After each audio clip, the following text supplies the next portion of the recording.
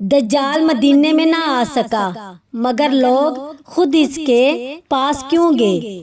انس رضی اللہ تعالیٰ عنہ سے مروی ہے کہ رسول اللہ صلی اللہ علیہ وآلہ وسلم نے فرمایا، دجال ساری زمین میں پھرے گا سوائے مکہ مدینہ کے۔ وہ مدینے کے پاس آئے گا تو مدینے کے ہر راستے پر فرشتوں کی صفیں پائے گا۔